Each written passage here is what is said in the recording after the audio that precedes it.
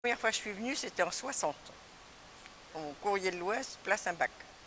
Et j'étais venue seulement pour 6 mois, remplacement de vacances, au service de nuit. Il y avait des plieuses, il y avait des femmes qui étaient sur les plieuses pour plier les journaux. Parce que le journal, il arrivait seulement plié en deux, il fallait le plier en 3 morceaux pour l'expédition de la poste. Autrement, donc, et puis il y avait des porteurs qui venaient, nous on travaillait sur des tables, et les porteurs nous amenaient des piles de journaux, on les comptait manuellement, à la main, on faisait les paquets pour les dépositaires, il y en avait qu'on avait, on faisait même des petits paquets de 3 journaux, hein. Et on était 30 femmes à travailler, hein. Que des femmes. Il y avait aussi les hommes qui portaient les journaux, qui distribuaient et tout ça, qui portaient les sacs, tout ce qui était trop lourd, il y avait quand même quelques hommes. Oh, bah, c'était super. C'était folklore un peu des fois même. De très bons souvenirs. Les marquantes plus que d'autres, c'est surtout quand on est arrivé ici. On commençait à 11 h le soir et on finissait à 4 h ou 5 h le matin. Tandis que là, on a fait des nuits jusqu'à des fois 11 h, 10 et 11 h le matin, hein. Le lendemain matin. Parce que la retour, elle était en rodage, et donc ça cassait souvent. Il fallait rhabiller la mariée. Et on avait une étiquette qui était collée sur une feuille de journal et on mettait ça dessus. Et après, il y avait les chauffeurs qui emmenaient ça dans tous les. Il y avait le chauffeur de Cholet, Saumur, Baugé, Saugré. Et les Deux-Sèvres avant, c'était les Deux-Sèvres qui partaient les premiers. Alors, il ne fallait surtout pas se tromper.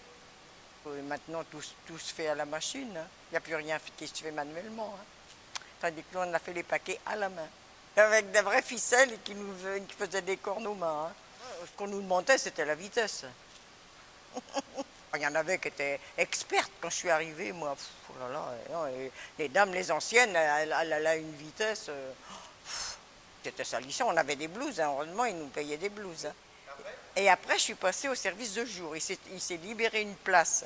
Donc cette place, ça consistait à coller les étiquettes sur les feuilles de papier de journaux avec le nom du client et combien de journaux il y avait dedans. On préparait le travail de nuit. Et après, donc, ça s'est amélioré et on m'a très bien initié à l'informatique. Après, tout marchait à l'informatique. Alors, j'ai eu une chef sensationnelle.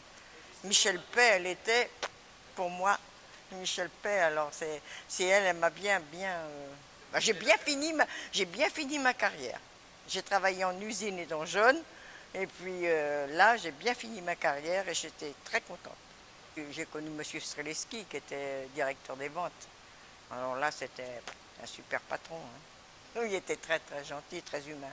Je me souviens quand il y a eu la guerre en Irak, ouais, eh ben on nous a téléphoné la nuit, parce qu'à ce moment-là, j'étais de jour. Mais il a fallu que je vienne la nuit, parce qu'il fallait sortir un journal. Tempête du désert, je trouvais un truc. Ah ben oui, je suis fidèle au Courrier de l'Ouest. Moi, j'ai toujours connu, mon père le lisait, alors, hein. Entre les éditions, il y avait toujours une pause. Quand ça passait d'une édition à une autre, le temps qu'à la roto, ils changent les plaques, on avait quand même du temps de libre. Alors je lisais le journal sur place.